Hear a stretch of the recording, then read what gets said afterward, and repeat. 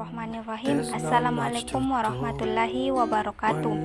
Perkenalkan, nama saya Erna Nurjayanti, NIM 1944041034. Saya merupakan mahasiswa jurusan Psikologi Pendidikan dan Bimbingan Universitas Negeri Makassar. Pada kesempatan kali ini teman-teman, saya akan menjelaskan materi tentang konsep dasar komunikasi. Materi ini merupakan tugas mata kuliah keterampilan komunikasi yang diampu oleh dosen Suciani Latif MPD. Nah, untuk memanfaatkan waktu sebaik-baiknya teman-teman, langsung saja saya akan menjelaskan pengertian komunikasi. Secara etimologis, komunikasi atau communication berasal dari kata Latin yaitu komunis yang berarti sama, communicatio atau communicare yang berarti membuat sama. Secara terminologis teman-teman, komunikasi berarti proses penyampaian suatu pernyataan oleh seseorang kepada orang lain. Pada hakikatnya, komunikasi dalam konteks tulisan ini adalah pernyataan antar manusia. Dan juga teman-teman, adapun beberapa definisi lain sebagaimana dirangkum oleh Mulyana pada tahun 2001 dan Effendi pada tahun 1989, antara lainnya itu menurut Everett M. Rogers, yaitu komunikasi adalah proses di mana suatu ide dialihkan dari sumber kepada suatu penerima atau lebih dengan maksud yang untuk mengubah tingkah laku mereka. Nah, materi kedua yaitu teman-teman fungsi komunikasi. Fungsi komunikasi ini ada 6. Yang pertama, pembentukan konsep diri. Yang kedua, menyatakan eksistensi diri. Yang ketiga, melangsungkan kehidupan. Yang keempat, memupuk hubungan. Yang kelima, mengekspresikan perasaan. Dan yang terakhir yaitu fungsi instrumental. Yang pertama yaitu konsep diri. Konsep diri teman-teman adalah pandangan kita mengenai siapa diri kita. Semua itu diperoleh lewat informasi yang diberikan oleh orang lain kepada kita. Nah, orang yang tidak pernah berkomunikasi dengan sesamanya tidak akan memiliki kesadaran bahwa dirinya adalah manusia teman-teman. Yang kedua yaitu menyatakan eksistensi diri. Nah, pada menyatakan eksistensi diri ini, apabila ingin dipandang diri kita eksis di masyarakat atau di kelompok kita teman-teman, kita harus berkomunikasi. Kita harus mengutarakan siapa diri kita kepada orang lain atau kepada rekan-rekan kita. Yang ketiga yaitu melangsungkan kehidupan. Nah, pada fungsi ini yaitu perilaku komunikasi yang pertama dipelajari manusia teman-teman adalah melalui sentuhan orang tua pada kita sebagai upaya respon atau keinginan bayi melalui tangisannya. Dengan komunikasi ini, orang tua mengajarkan arti kasih sayang, makna cinta, rasa hormat, dan rasa bangga kepada kita.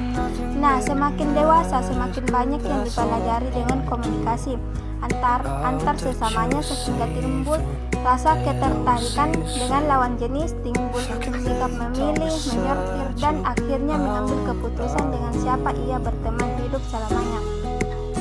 Yang keempat yaitu memupuk hubungan. Nah, pada fungsi ini, melalui komunikasi kita dapat memenuhi kebutuhan emosional dan intelektual kita dengan cara memupuk hubungan yang hangat dengan orang-orang di sekitar kita. Yang kelima yaitu mengekspresikan perasaan. Pada fungsi ini, seseorang dapat mengungkapkan perasaannya melalui pesan-pesan verbal dan non-verbal. Siswa yang sudah lulus ujian mengekspresikan kegembiraannya dengan berbagai cara seperti sujud syukur, berteriak, dan menangis terharu. Dan yang terakhir yaitu fungsi instrumental. Pada fungsi ini, komunikasi berfungsi sebagai instrumen atau alat untuk menginformasikan pesan atau inform, mengajarkan ilmu atau educate, atau menghibur atau entertain, mempengaruhi orang lain atau influence, mengubah sikap, opini, perilaku, dan masyarakat. Teman-teman, yaitu unsur-unsur komunikasi. Unsur-unsur komunikasi ini teman-teman ada 7. Yang pertama itu ada pengirim atau komunikator. Yang kedua atau penyandian atau encoding. Yang ketiga yaitu pesan atau message. Yang keempat yaitu saluran. Yang kelima penyajian ulang. Yang keenam penerima atau komunikan. Dan yang ketujuh yaitu umpan balik. Nah, pada konteks pengirim ini,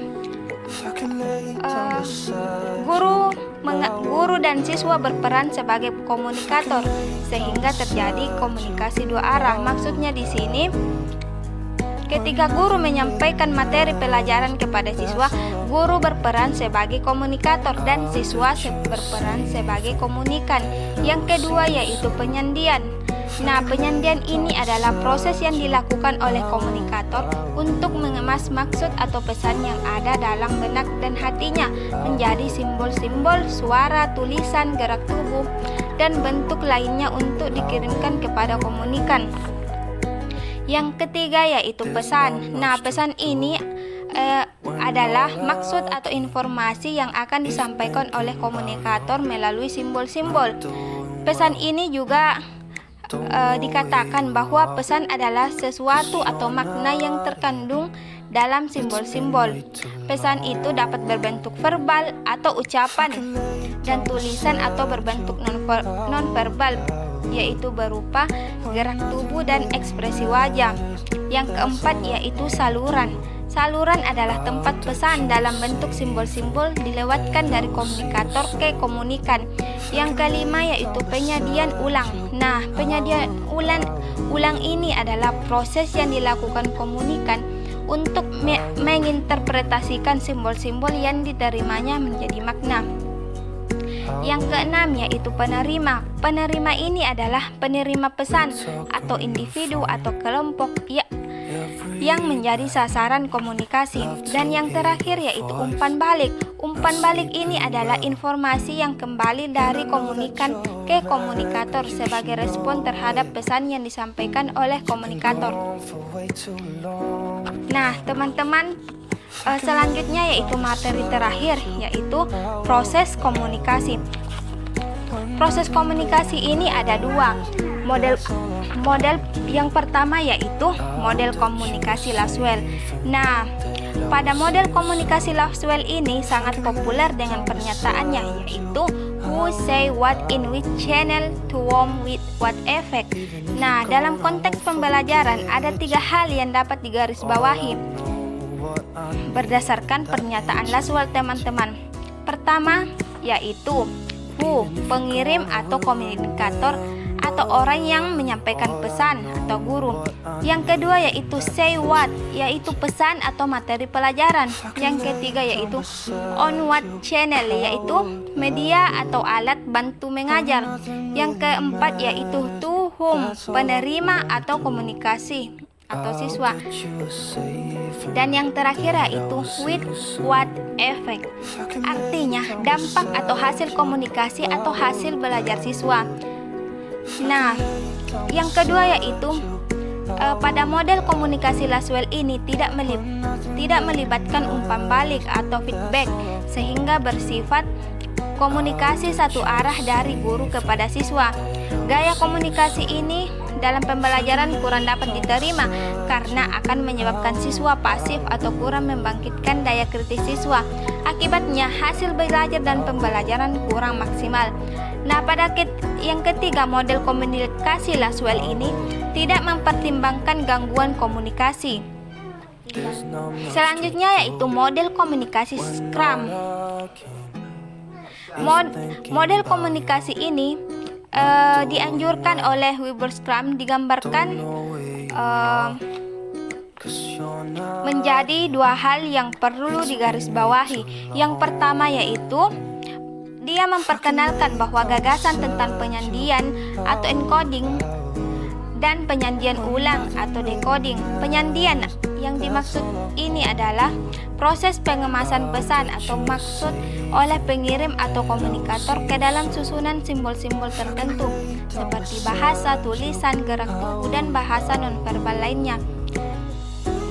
Yang kedua yaitu memperhitungkan pengaruh pengalaman yang dimiliki oleh komunikator. dan komunikan dalam mendukung keberhasilan komunikasi.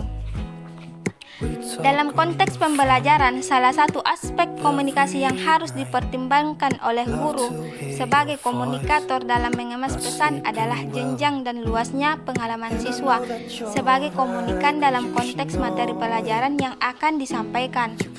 Nah, mungkin itu saja yang dapat saya jelaskan teman-teman tentang konsep dasar komunikasi. Terima kasih. Wassalamualaikum warahmatullahi wabarakatuh.